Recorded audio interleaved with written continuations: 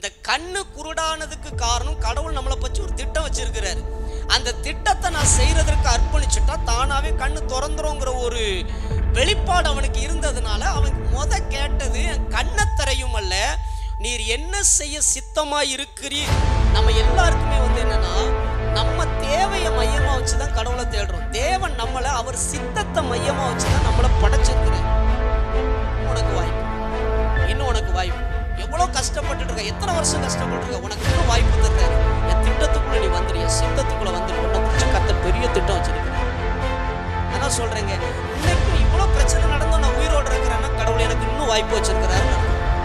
இவ்வளவு பிரச்சனை நடந்தது, என்னைக்கும் சாக வேண்டிய இன்னும் உயிரோட இருக்கிறேன்னா எனக்கு இன்னும் வாய்ப்பு. கடல்ல தூக்கி போட்ட பிறகு உயிரோட இருக்கான் பாருங்க. நீங்க கட்டப்பட்டிருக்கிற அந்த பிரச்சனை இருக்குது பாருங்க, அதுக்கு நீங்கள் இரையாகவும் மாறலாம், அது உங்களுக்கு படகாகவும் மாற்றலாம். உங்க கையில தான்.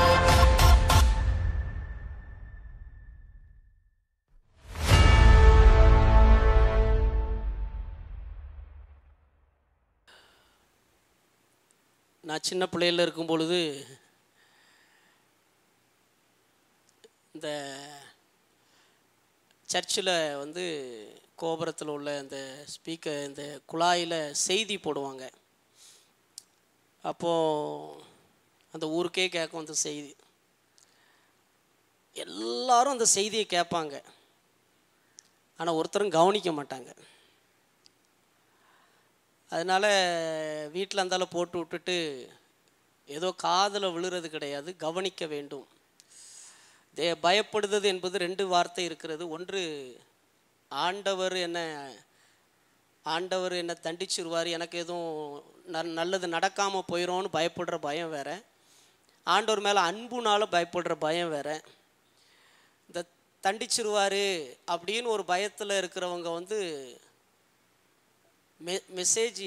செய்தியை கேட்கணும், எப்படியா கேட்டுறணும் அப்படிங்கிற ஒரு மனநிலையில் இருப்பாங்க. ஆனால் அன்புல பயப்படுறவங்க தான் கவனிக்கணுங்கிற மனநிலையில் இருப்பாங்க. அதனால் தயவு செய்து இந்த செய்திகள் அப்படியே போட்டு விட்டுட்டு மற்ற வேலைகள் அப்படி பார்த்துட்டு அது அப்படியே காதில் கேட்குற மாதிரி நீங்கள் வைத்து விட்டு அந்த செய்திகளை ஒரு பயம் இல்லாமல் நீங்கள் அதை கேட்காதீர்கள். அதை கவனித்து கேளுங்கள், புரிந்து கேளுங்கள். ஒவ்வொரு வார்த்தைக்குள்ளாகவும் தேவன் தம்முடைய ஜீவனை வைத்திருக்கிறார் என்பதில் எந்த சந்தேகமும் இல்லை. எந்த செய்தியானாலும் சரிதான், நீங்கள் அப்படி கேட்டு பழகுங்கள். கர்த்தர் உங்களை ஆசீர்வதிப்பார். நம்ம அப்படி கண்களை மூடி நம்ம ஜெபிக்கலாம். பரிசுத்த பிதாவே, அன்பின் ஆண்டவரே, இந்த நாளிலும் இந்த பகல் வேளையில் உங்களுடைய கிருபையினால், உங்களுடைய இரக்கங்களினால் உங்களுடைய வார்த்தைகளை எங்களுக்கு கொடுக்கிறதற்காக நன்றி செலுத்துகிறோம். நீர் பேசும் பொழுது நீர் எங்கள் மேலே வைத்திருக்கிற அன்பை நாங்கள் அறிந்து கொள்ளுகிறோம். எங்கள் வாழ்க்கையில் நீர் வைத்திருக்கிற கரிசனையை நாங்கள் புரிந்து கொள்ளுகிறோம். எங்களை நடத்துகிறதற்கு நீங்கள் காட்டுகிற அந்த ஆர்வத்தை நாங்கள் புரிந்து கொள்ளுகிறோம். ஆண்டவரே, உம்முடைய நல் வார்த்தை எங்களை உயிர்ப்பிக்கட்டும். இதை கேட்கிற ஒவ்வொருவரையும் ஆசீர்வதிக்கட்டும். ஒவ்வொருவர் வாழ்க்கையும் துளிர்விட பண்ணட்டும் என்று சொல்லி நான் ஜெபிக்கிறேன். உங்கள் நல்ல நாமம் மகிமைப்படட்டும். தொடர்ந்து பரிசுத்த ஆவியானவர் வெளிப்படுங்க. அநேக அற்புதங்களும் அதிசயங்களும் அவங்க வாழ்க்கையில் சாட்சியாய் வெளிப்படத்தக்கதாய் கிரியை செய்யுங்க. உங்கள் நல்ல நாமம் ஆண்டவரே உம்முடைய வார்த்தையின் மூலமாய் மகிமைப்படட்டும். இயேசுவின் நாமத்தில் ஜெபிக்கிறோம் ஜீவனுள்ள நல்ல பிதாவே, ஆமேன், ஆமேன். கர்த்தருடைய நாமம் மகிமைப்படுவதாக. கடந்த வாரத்தில் தேவனுடைய சத்தமும் தேவனுடைய சித்தமும் என்கிற ஒரு காரியத்தை பிரசங்கித்தேன். அதில் தேவனுடைய சித்தத்தை பற்றி பேசி கொண்டிருக்கிறேன். போன வாரம் நான் பிரசங்கித்தேன். இன்றைக்கும் சித்தத்தை குறித்து பிரசங்கித்துட்டு அடுத்த வாரத்தில் சத்தத்தை குறித்து நான் உங்களோட பிரசங்கிக்க விரும்புகிறேன். தேவனுடைய சித்தத்துக்குள்ளே நம்ம இருக்கும் பொழுது தேவனுடைய பாதுகாப்பு, தேவனுடைய பராமரிப்பு, தேவனுடைய ஆசீர்வாதம், தேவனுடைய ஆரோக்கியம் அங்கே தான் இருக்கிறது. ஒரு மனிதனுக்கு தேவையான எல்லாம் எங்கே இருக்கிறது அப்படின்னா, தேவன் வச்ச இடத்துல, தேவன் நடத்துகிற இடத்துல நான் நடக்கும்போது இருக்கும்போது அங்கே தான் எனக்கு தேவனிடத்துலேருந்து வர வேண்டிய எல்லா விஷயமும் பரிபூரணமாக எனக்கு வந்து சேருகிறது என்பதை குறித்து கடந்த வாரத்தில் நான் உங்களோட கர்த்தருடைய வார்த்தைகளை பகிர்ந்து கொண்டேன். இன்றைக்கும் அதை நான் திரும்ப அதே ஒரு கருத்து தான். ஆனால் நிறைய சாட்சிகள் நமக்கு இருக்கும் பொழுது விசுவாசம் இன்னும் பலனடையும். ஆகையால் நான் அதை பிரசங்கிக்கிறேன். தயவு செய்து ஆகையால் அந்த வார்த்தைகளை கவனிங்கள். நீங்கள் வியாதியில் இருக்கலாம், எனக்கு வேறு வழியே தெரியலை அப்படிங்கிற ஒரு நிலைமையில் இருக்கிறான். எல்லாத்துக்கும் இன்றைக்கி ஒரு அற்புதமான ஒரு பதிலை, பலனை தேவன் வைத்திருக்கிறார் என்பதை நான் உங்களுக்கு சொல்லிக் கொள்ளுகிறேன். ஆகையால் எதிர்பார்ப்போடு இருங்கள். நிச்சயமாக இந்த வார்த்தை உங்கள் வாழ்க்கையை மாற்றி அமைக்கும் என்பதில் எந்த சந்தேகமும் இல்லை. கடந்த வாரத்தில் நான் பிரசங்கித்திருக்கும் பொழுது மோசேயை குறித்து பிரசங்கித்தேன். அவன் 120 வயதில் கண்கள் இருளடைந்து போகவில்லை, அவன் பலவீனப்படவில்லை. காரணம் என்ன? அவனை பற்றி கர்த்தருடைய திட்டம், அவன் மலை மேலே ஏறணும், அவன் கானானை பார்க்கணும். இந்த 2 விஷயம் அவனுக்கு செய்ய வேண்டியதாக இருக்கிறபடினால அந்த பலனையும் அந்த பார்வையும் கர்த்தர் கொடுத்துருந்தார். தேவ திட்டத்தை ஈசாக்கு மீறுகிறதை அறிந்து அவனுடைய கண்கள் இருளடைந்து குருடாக்கப்பட்டு போய்விட்டது. அவனுக்கு கண்ணு மட்டும் தெளிவாக இருந்துச்சுன்னா யாக்கோபை ஆசீர்வதிக்கிறதற்கு பதில் ஏசாவை ஆசீர்வதித்திருப்பான். ஆகையால் அந்த திட்டத்தை நம்ம மீறும்போது கட்டாயம் அது நம்ம வாழ்க்கையில் நஷ்டத்தை கொண்டு வரும் என்பதில் எந்த சந்தேகமும் இல்லை. இன்றைக்கு தொடர்ச்சியாக சில காரியத்தை உங்களோடு பிரசங்கிக்கிறேன். எல்லாரும் எடுத்துக்கொள்ளுங்கள். அப்போஸ்தலர் நடபடிகள் 9வது அதிகாரம் 6வது வசனம். தேவன் சவுலை சந்திக்கிற ஒரு சம்பவத்தை உங்களோட நான் பிரசங்கிக்கிறேன். எடுத்துக்கொள்ளுங்கள். அப்போஸ்தலர் 9:6 வாசிக்கிறதை கேட்கலாம். அவன் நடுங்கி திகைத்து, ஆண்டவரே, நான் என்ன செய்ய சித்தமாயிருக்கிறீர் என்றான். அதற்கு கர்த்தர், நீ எழுந்து பட்டணத்துக்குள்ளே போ, நீ செய்ய வேண்டியது அங்கே உனக்கு சொல்லப்படும் என்றார். போதும். இந்த வார்த்தையை நல்லா கவனிக்கணும். இந்த சம்பவம், சவுல் கர்த்தருடைய ஆலயத்தை அவன் துன்பப்படுத்தினவன், ஊழியர்களையும் விசுவாசிகளையும் ரொம்ப வேதனைப்படுத்தினவன். இப்போ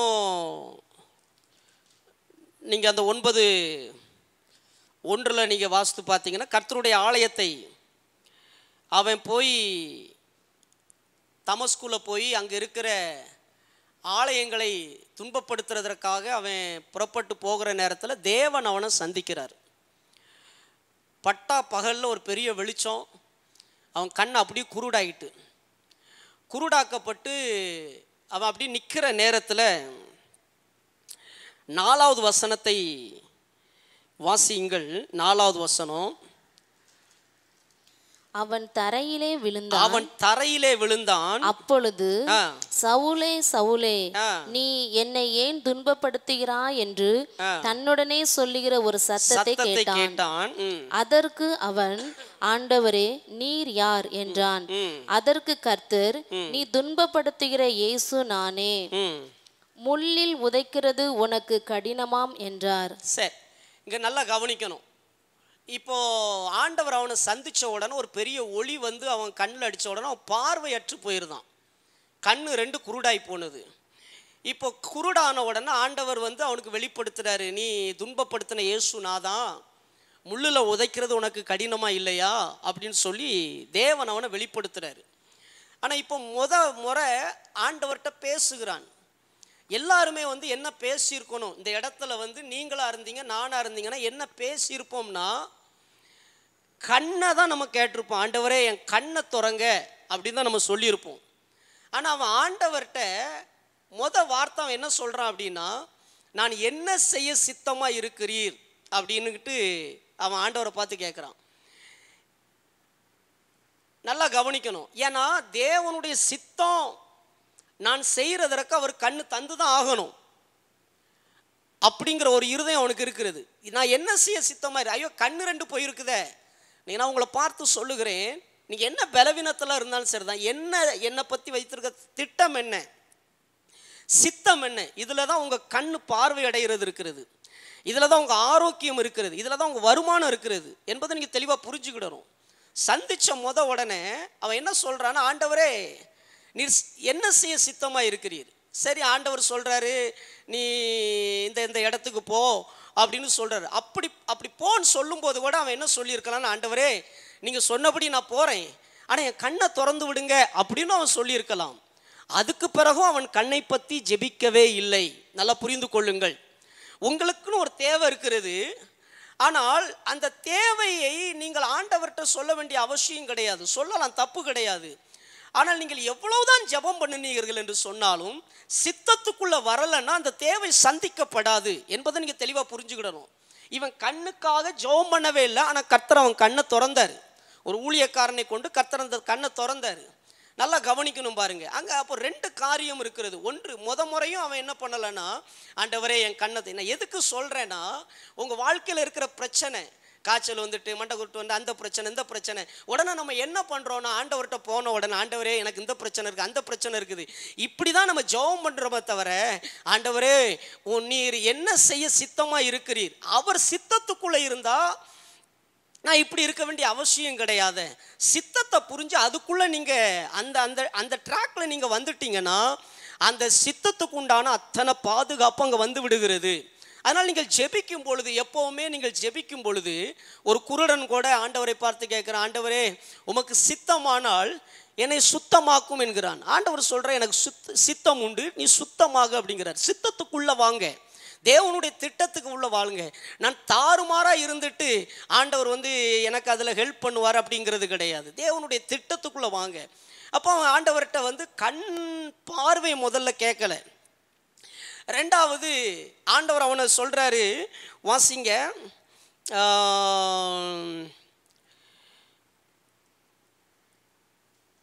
7வது வசனத்திலிருந்து வாசிக்கலாம்.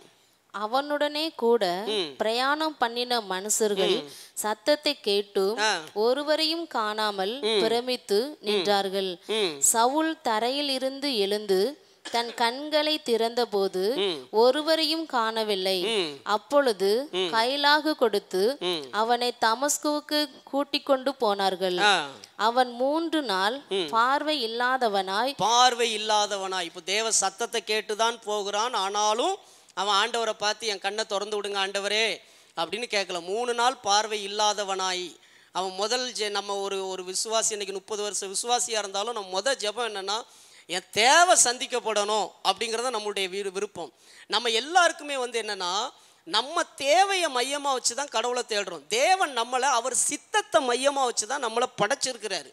நீ எனக்காக இந்த இடத்துல நிற்கணும், நீ எனக்காக இந்த இடத்துக்கு போகணும், நீ எனக்காக இதை செய்யணும் அப்படின்னு தான் தேவன் நம்ம எல்லாரையும் தெரிந்தெடுத்திருக்கிறார். தேவன் நம்மளை சித்தத்தின் மையத்தில் நம்மளை அழைக்கிறார், தெரிந்தெடுக்கிறார், நம்மளை நடத்த விரும்புகிறாரு. ஆனால் நம்ம கடவுளை தேவையின் மையத்தில் தான் என்ன பண்ணுறோன்னா தேடுறோம். அப்போது அதை தான் அவன் பண்ணுறான். அவனுக்கு ஒரு வெளிப்பாடு மட்டும் கிடச்சி போச்சு. இந்த கண்ணு குருடானதுக்கு காரணம் கடவுள் நம்மளை பற்றி ஒரு திட்டம் வச்சிருக்கிறாரு. அந்த திட்டத்தை நான் செய்கிறதற்கு அர்ப்பணிச்சுட்டா தானாகவே கண்ணு திறந்துருங்கிற ஒரு வெளிப்பாடு அவனுக்கு இருந்ததுனால அவன் கேட்டது, என் கண்ணை திரையும் அல்ல, நீர் என்ன செய்ய சித்தமாக இருக்கிறீர் என்று சொல்லி அவன் கேட்குறான். இப்போ ஆண்டவர் அவனுக்கு சில வழிகளை சொல்லுகிறார். வாசிங்கள் 10வது வசனத்தை. தமஸ்குவிலே அனனியா என்னும் பெயருள்ள ஒரு சீசன் இருந்தான். அவனுக்கு கர்த்தர் தரிசனமாகி அனனியாவே என்றார். அவன், ஆண்டவரே இதோ அடியேன் என்றான். அப்பொழுது கர்த்தர், நீ எழுந்து நேர் தெருவு என்னப்பட்ட தெருவுக்கு போய் யூதாவின் வீட்டிலே தர்சு பட்டணத்தானாகிய சவுல் என்னும் பெயருள்ள ஒருவனை தேடு, அவன் இப்பொழுது ஜெபம் பண்ணுகிறான். அனனியா என்னும் பெயருள்ள ஒரு மனுஷன் தன்னிடத்தில் வரவும். நல்ல ஒரு காரியத்தை நான் சொல்ல விரும்புகிறேன். இப்போ இவன் ஆண்டவர் ஒரு இடத்துக்கு போக சொல்கிறாரு. அவன் அங்கே போய் இருந்து ஜெபம் பண்ணுறான். ஆண்டவரே உங்களுடைய சித்தம் என்ன, ஆண்டவர் என்னை பற்றி என்ன திட்டம் வச்சிருக்கிறாரு. இவன் ஜெபம் பண்ணிட்டு இருக்கும்போதே ஆண்டவர் என்ன பண்ணுறாருன்னா, இவன் வாழ்க்கையை சரி பண்ணுறதற்கு, இவன் ஊழியத்தின் வழியில் இவனை நடத்துறதற்கு, இவன் கண்ணை திறக்கிறதற்கு இன்னொரு ஆளு ஆண்டவர் என்ன பண்ணுறாருன்னா தெரிந்தெடுக்கிறார். அனனியா என்கிற ஒரு சீசனை ஆண்டவர் தெரிந்தெடுக்கிறார். நீங்கள் இங்கே ஜெபிக்கும் பொழுது யாரை கொண்டு உங்களுக்கு வேலை நடக்கணுமோ அந்த ஆளை கர்த்தர் எழுப்பணும். அதான் ரொம்ப முக்கியம் பாருங்க. அந்த ஆளை கொண்டு இவனை கொண்டு தான் ஆண்டவர் இவனை நடத்தணும். அனனியாவை கொண்டு தான் சவுலை நடத்தணும்.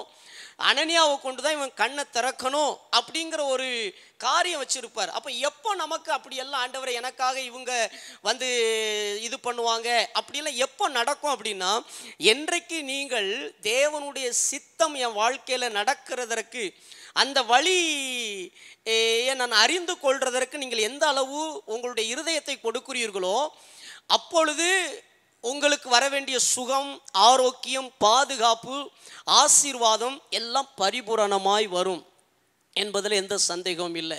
அதை நான் போன வாரத்தில் நான் அதற்கு நிறைய உதாரணங்களை நான் உங்களுக்கு சொன்னேன். மன்னாவை குறித்து நான் சொன்னேன்.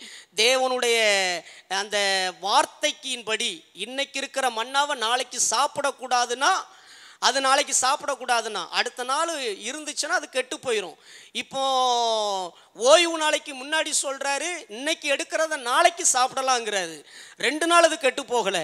அதுக்கு அடுத்தாப்புல சொல்கிறாரு, இந்த களையத்தில் கொஞ்சோளம் மன்னாவை எடுத்து என் சமூகத்தில் வச்சிரு, உன் சந்ததி பார்ப்பார்கள், பார்க்கிறதற்கு வைங்கிறாரு. சந்ததி சந்ததியாய் அது கெட்டு போகலை.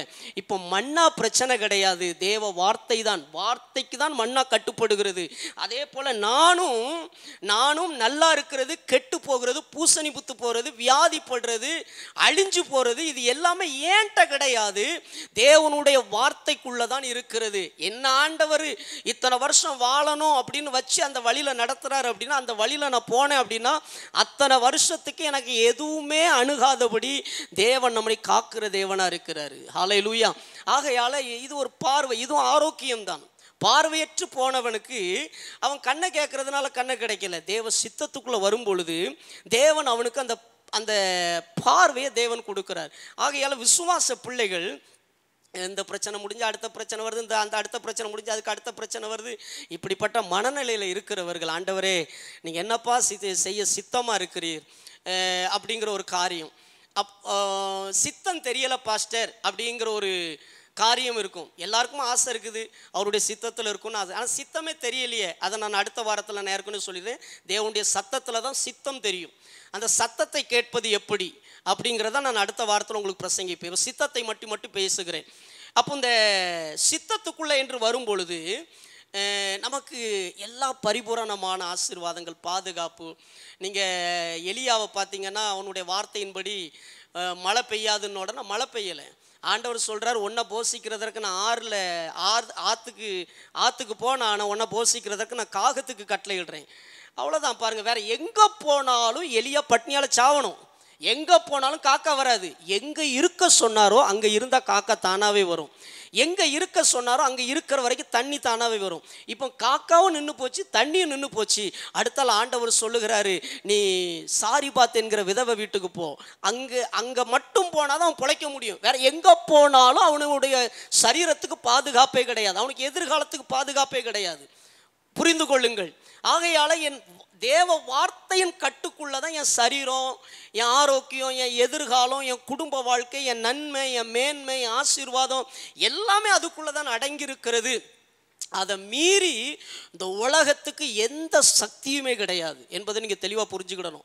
தேவ திட்டம் சமுத்திரத்தின் வழியாக இஸ்ரவேல் மக்களை நடத்தி கொண்டு போகணும். தேவ திட்டம் இல்லாதவன் அதே சமுத்திரத்தில் வரும்பொழுது அவன் மாண்டு போகிறான். தேவ திட்டத்தில் இருக்கிறவங்களுக்கு சமூகம் துறக்குது. ஆனால் தேவ திட்டத்தில் இல்லாதவன் அதே சமுத்திரத்தில் போகும்பொழுது மாண்டு போய் விடுகிறான். ஆகையால் ஆண்டவருடைய பிள்ளைகள், ஒரு மனிதனுடைய வாழ்க்கையில் கொரோனா வரலாம், பூகம்பம் வரலாம், பூமி எதிர்ச்சி வரலாம், கொள்ளை நோய் என்ன வந்தாலும் சரிதான், தேவனுடைய திட்டத்துக்குள்ள பேலை, தேவனுடைய திட்டம். உலகமே அழிஞ்சாலும் சரிதான், கர்த்தருடைய வார்த்தைக்கு கீழ்ப்படிஞ்சு பேலைக்குள்ள வந்துட்டியா மொத்த உலகமே அழிஞ்சாலும் சரிதான், திட்டத்துக்குள்ள இருக்கிற நீ சாகவே மாட்டா என்று சொல்லி இயேசுவின் நாமத்தில் நான் சொல்லுகிறேன். அதான் ரொம்ப முக்கியம். அதுக்குள்ள இருக்கிற பாதுகாப்பை விட வேற பெரிய பாதுகாப்பே கிடையாதுங்க.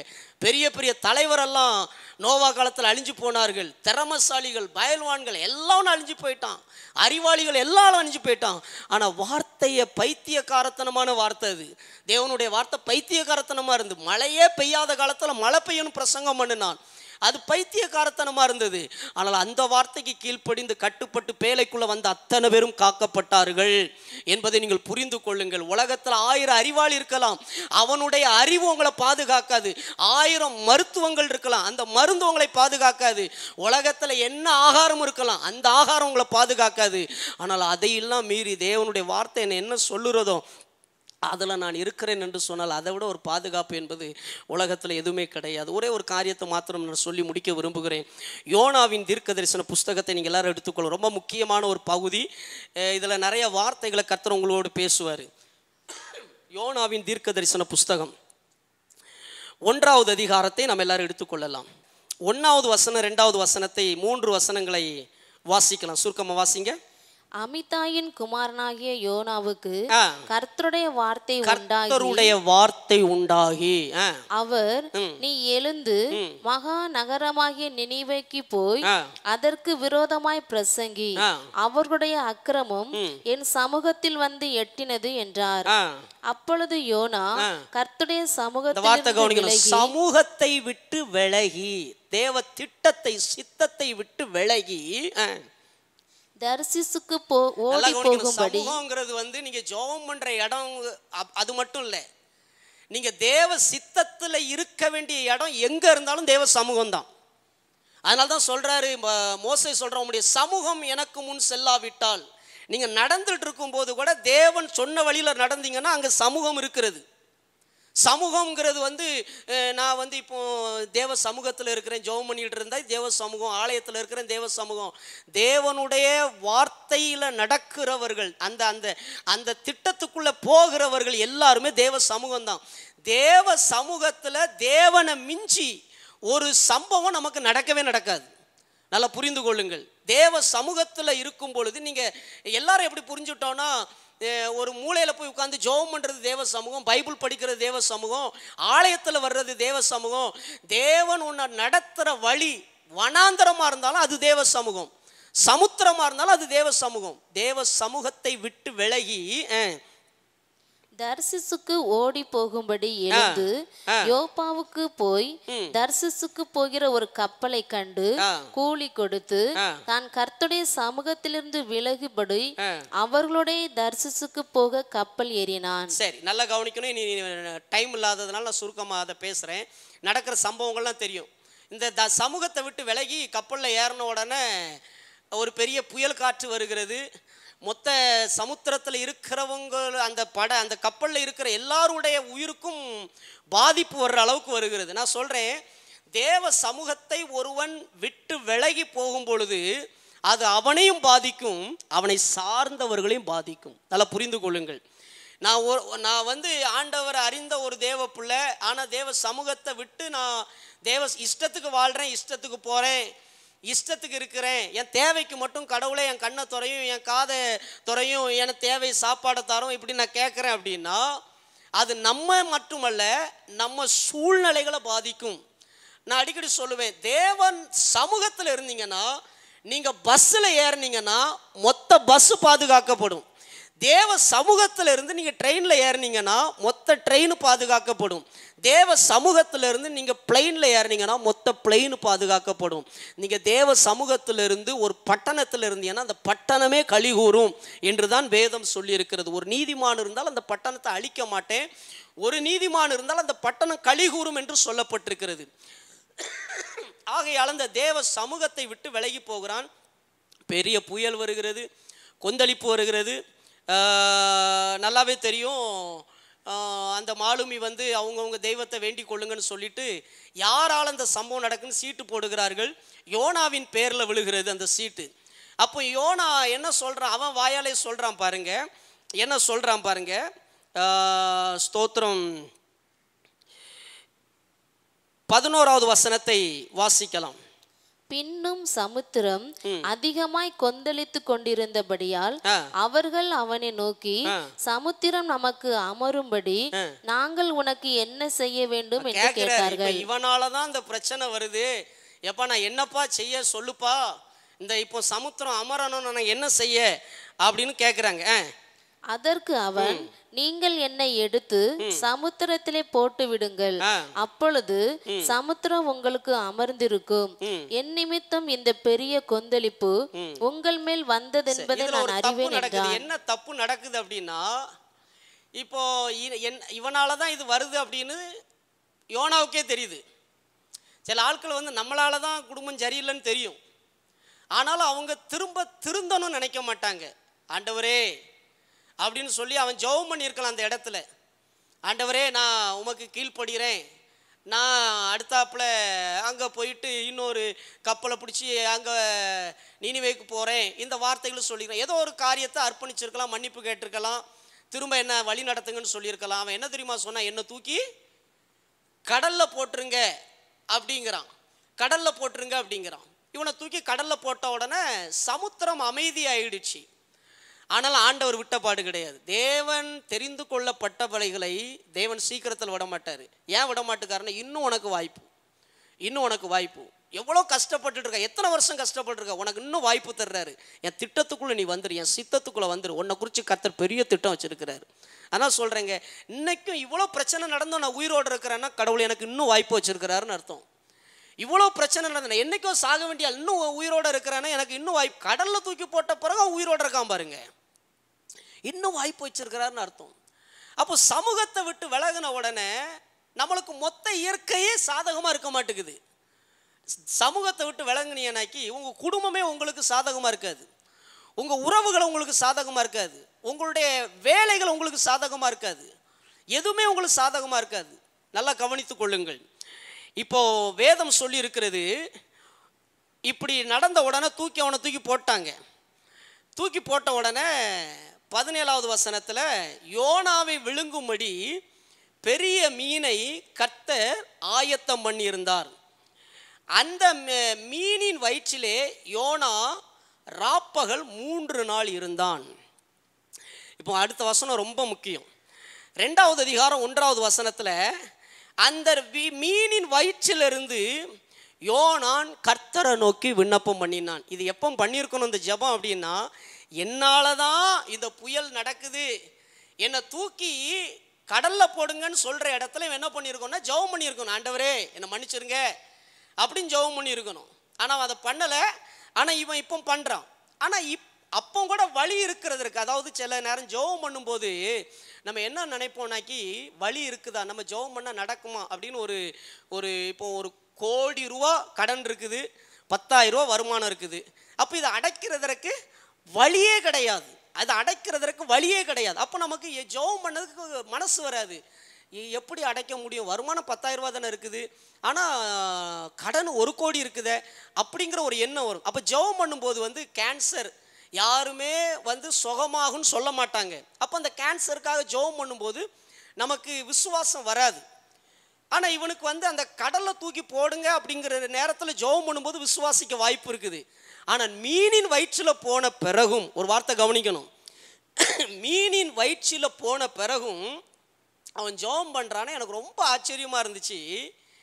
அவனுக்கு மீன் வயிற்றில் இருந்த பிறகு அவனுக்கு ஒரு நம்பிக்கை இருக்குது, எனக்கு இன்னொரு வழி திறக்கும் அப்படின்னுட்டு. இன்னைக்கு நிறைய பேருக்கு பாருங்க, நம்ம மீன் வயிற்றுல இல்லை வெளியே தான் இருக்கும், ஆனாலும் நமக்கு ஒரு வழி திறக்குங்கிற நம்பிக்கை நிறைய பேருக்கு இல்லை. இன்னைக்கு இயேசுவின் நாமத்தில் நான் சொல்கிறேன், மீன் வயிற்றுல போயிட்டான், அவனுக்கு கூட நம்பிக்கை இருக்கிறது, கர்த்தர் இதிலிருந்து என்னை காப்பாற்றுவாருங்கிற நம்பிக்கை. அங்கே வழியே கிடையாது, அங்கே வழியே கிடையாது, ஆனால் அங்கேயும் நம்பிக்கை இருக்குது. ஆனால் இன்னைக்கு நிறைய பேருக்கு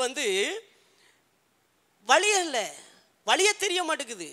இது எப்படி, அது அப்படி அப்படின்னு யோசிக்கிறார்கள்.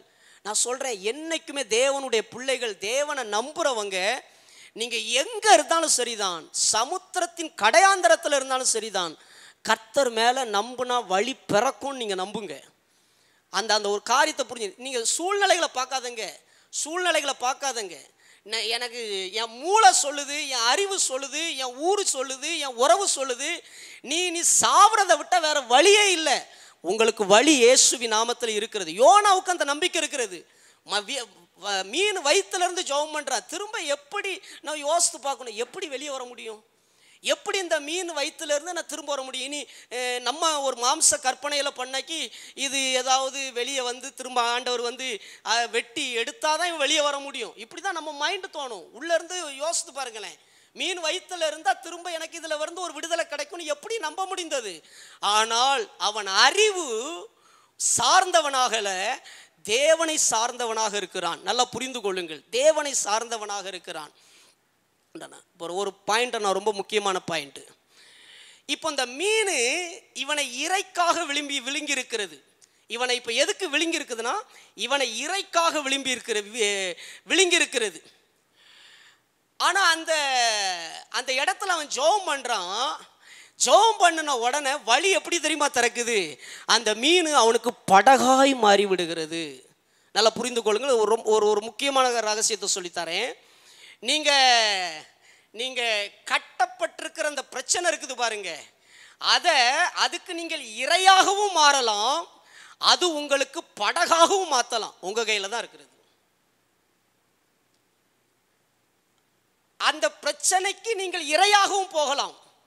கேன்சருக்கு நீ இரையாகவும் போகலாம், கொரோனாவுக்கு நீ இரையாகவும் போகலாம், கடனுக்கு நீ இரையாகவும் போகலாம்.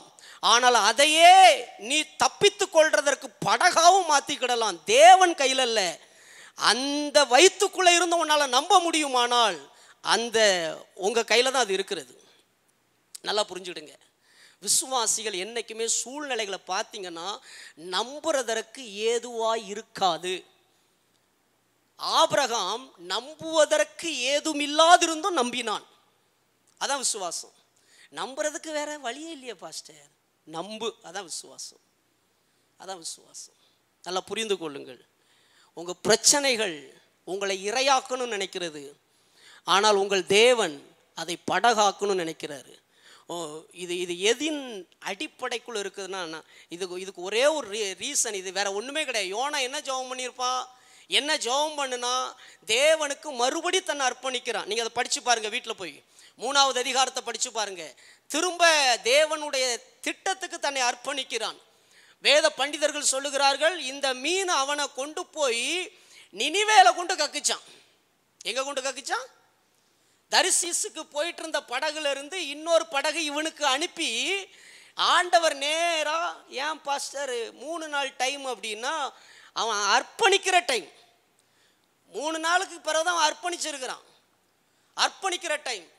இன்னும் 4 நாள் அர்ப்பணிக்கலாம்னா 4 நாள் வயிற்றுக்குள்ளே தான் இருப்பா, சாவ மாட்டா, சீக்கிரத்தில் சாவ மாட்டா, உள்ளதான் இருப்பா. ஆனால் எப்போ அர்ப்பணிக்கிறானோ தேவன் அதை ஒரே ஒரு காரியம் இந்த ரொம்ப முக்கியமானது. நீங்கள் வழியே இல்லாத ஒரு பிரச்சனையில் இருக்கிறேன் பாஸ்டர், எனக்கு வேறு இதிலேருந்து எனக்கு மீண்டெடுக்கிறதுக்கு வேறு வழியே இல்லை. இன்றைக்கி உலகத்தில் நிறைய பேர் தற்கொலை பண்ணுறாங்கங்க. கொலையை விட இந்த லாக்டவுனில் தற்கொலை தான் நிறைய நடந்திருக்கிறது. இந்த ஆகஸ்ட் மாதத்தில் முழு லாக்டவுன் போட்ட உடனே என் மனசில் ஒரே ஒரு வேண்டுதல் தான், ஆண்டவரே, ஏன்னா அடுத்த மாதம் நம்ம விடுதலை பெற்றுறான்னு சொல்லி கடனை வாங்குறாங்க, அதுக்கடுத்த மாதம் விடுதலை பெற்றான்னு சொல்லி கடனை வாங்குறாங்க. இப்படி நிறைய பேர் லாக்காகி பிடிப்பட்டு தற்கொலை பண்ணுகிறார்கள். அதனால் இந்த ஆகஸ்ட் மாதத்தில் எனக்கு டக்குன்னு என் மனசில் என்னமோ தெரில, நிறைய பேர் தற்கொலை பண்ணுவாங்க அப்படிங்கிற ஒரு எண்ணம் வந்தது. நான் உடனே என் மனசில் ஒரே ஒரு வேண்டுதல் தான், ஆண்டவரே, அப்படிப்பட்டவங்களுக்கு எப்படியாகிலும் ஒரு வழியை திறந்துருங்க, தற்கொலை எண்ணம் மட்டும் வரவே கூடாது ஆண்டவரே, தயவு செய்து. நீங்கள் வழியே இல்லைங்கிறது உலகத்தான தற்கொலையில் கொண்டு தள்ளும், ஆனால் தேவனுடைய பிள்ளைகளுக்கு அது படகாய் மாறிடும். அது உன்னை வாழ வைக்கிறதற்கு, உன்னை வழி நடத்துறதுக்கு ஒரு இடமா மாறிடும். ஒன்றே ஒன்று, சமூகத்துக்குள்ளே இருங்க, திட்டத்துக்குள்ளே இருங்க, சித்தத்துக்குள்ளே இருங்க.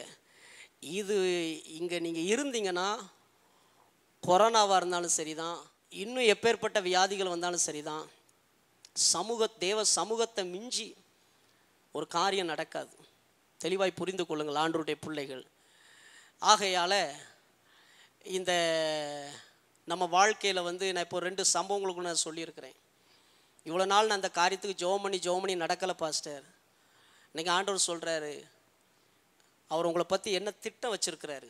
அடுத்தவன் ரொம்ப தெளிவாக உங்களுக்கு கர்த்தர் பேசுகிறது எப்படி, எப்படி கேட்கணும், எப்படி தேவ சித்தத்தை புரிஞ்சுக்கிடணுங்கிறத தெளிவாக உங்களுக்கு நான் பிரசங்கிப்பேன். அடுத்த செய்தி நீங்கள் கேட்டால் தான் இந்த 2 செய்தி உங்களுக்கு பலனாக இருக்கும். ஆகையால் தயவு செய்து ஆண்டவருடைய பிள்ளைகள் சத்தத்தை கேளுங்கள், சித்தத்தை அறியுங்கள். இதுக்குள்ளே உங்கள் வருமானம், உங்கள் பாதுகாப்பு, வழியே இல்லாத நிலைமையில் வழி திறக்கிறது எல்லாமே இருக்கிறது.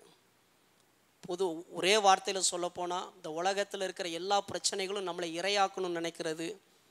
ஆனால் தேவ திட்டத்துக்குள்ளே தன்னை அர்ப்பணிக்கிறவர்கள், தேவனை சார்ந்து இருக்கிறவர்கள் அதை படகாக்கி கொள்ளுகிறார்கள். பைபிள் ஒரு வசனம் உண்டு பார்த்தீங்களா, தீமைகளெல்லாம் நன்மையாக்குனார், அவரிடத்தில் அன்பு கூறுகிறவர்களுக்கு சகலமும். எந்த மீன் அவனுக்கு துன்பமாக இருந்துச்சோ அதே மீன் அவனுக்கு நன்மையாக மாறிடுச்சு. அதனால் ஆண்டவருடைய பிள்ளைகள் தயவு செய்து நான் சொல்லுகிறேன், இத்தனை வருஷம் ஆகிட்டு பாஸ்டர், எனக்கு இந்த வியாதியிலிருந்து விடுதலை இல்லை. நீங்கள் இனி வியாதிக்காக ஜெபம் பண்ணுறதை விட்டுட்டு தேவன் என்னை பற்றி வைத்திருக்கிற திட்டம் என்ன, அதுக்காக நீங்கள் ஜெபம் பண்ணுங்க, அதை விரும்புங்க, அதை அறியணும்னு நினைங்க. நிச்சயமாக ஆண்டவர் பேசுவார். அதுக்குள்ளே என்ட்ரு ஆகிட்டீங்கன்னாக்கி பரலோகம் உங்களுக்கு சப்போர்ட் பண்ணும், பரலோகம் உங்களை உதவி செய்யும், தேவ தூதர்கள் உதவி செய்வார்கள். எந்த பாஸ்டரும் தலையில் கை வைக்கணும்னு அவசியம் கிடையாது. நீங்கள் இருக்கிற இடத்துல அற்புதம் நடக்கும். நடு கடலுக்குள்ளே அற்புதம் நடக்கிறது, மீன் வயிற்றுக்குள்ளே அற்புதம் நடக்கிறது. நிச்சயமாக உங்கள் வாழ்க்கையில் நடக்கும். எல்லாரும் அப்படி கண்களை மூடி ஜெபிக்கலாமா? எல்லாரும் அப்படி கண்களை மூடி. கிருபை நிறைந்த நல்ல ஆண்டவரே, எங்களோடு பேசின நல்ல ஜீவனுள்ள வார்த்தைகளுக்காக நன்றி செலுத்துகிறோம் அப்பா. இந்த வார்த்தைகளை கேட்கிற எத்தனை பேருடைய வாழ்க்கையில எனக்கு வழி இல்லையே, நான் இந்த காரியத்தில் என்ன செய்ய அப்படிங்கிற ஒரு மனநிலையோட, இல்லை செத்துடலாமா அப்படிங்கிற ஒரு எண்ணத்தோடு இருக்கிறவர்களுக்கு தீர்க்க தரிசனமாய் கர்த்தருடைய வார்த்தை வந்திருக்கிறது. உனக்குன்னு ஒரு கர்த்தர் ஒரு வழியை வைத்திருக்கிறார். நீ சமுத்திரத்தின் கடையாந்தரத்தில் இருந்தாலும் அங்கிருந்து உன்னை வழி நடத்த வல்லமை உள்ளவர். மீனின் வயிற்றுக்குள்ள போனா கூட உன் அறிவு சொல்லும் வழியே இல்லைன்னு சொல்லும். ஆனா கர்த்தர் மேல இருக்கிற விசுவாசம் உங்களுக்கு வழியை கொடுக்கும். யாரெல்லாம் இப்படிப்பட்ட எண்ணங்களோடு இருக்கிறாங்களோ, தற்கொலையின் ஆவிகள், ஆண்டவரே உங்க மேல இருக்கிற நம்பிக்கையை எடுத்து சூழ்நிலைகளை நம்பி முடங்கி போய் இருக்கிற அத்தனை பேரும் இயேசுவின் நாமத்தினால இந்த வார்த்தையை அனுப்பி விடுதலை ஆக்குவீராக. இந்த வார்த்தை அவர்களை உயிர்ப்பிக்கட்டும்.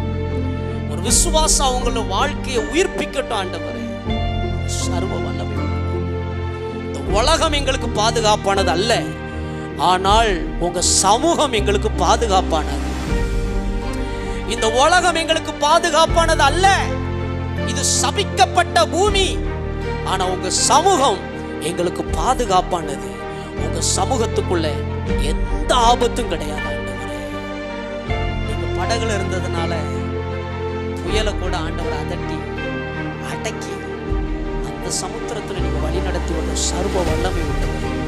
நீங்க எத்தனையோ பேருடைய வாழ்க்கையில இருக்கிற புயல்கள், ஆண்டவரே வாழ்க்கையில வருகிற பூகம்பங்கள், பூமி அதிர்ச்சிகள் இயேசுவின் நாமத்தினால அடங்குவதாக, அமைதியாவதாக என்று சொல்லி நான் சொல்கிறேன். கர்த்தருடைய வார்த்தை ஒவ்வொருவரையும் உயிர்ப்பிக்கட்டும். அற்புதங்கள் இயேசுவின் நாமத்தில் நடக்கட்டும். தன் இருதயத்தை தேவ திட்டத்துக்கு அர்ப்பணிக்கிற ஒவ்வொருவருக்கும் தேவ திட்டம் வெளிப்படட்டும். ஆண்டவர் பேசும் சத்தம் ஒரு இருதயத்தில் உதிக்கட்டும், தொனிக்கட்டும் என்று சொல்லி நல்ல நாமம் மகிமைப்படும். பெரிய காரியங்களை செய்யுங்க. இயேசுவின் நாமத்தில் ஜெபிக்கிறோம் ஜீவனுள்ள எங்கள் நல்ல பிதாவே. ஆமென், ஆமென்.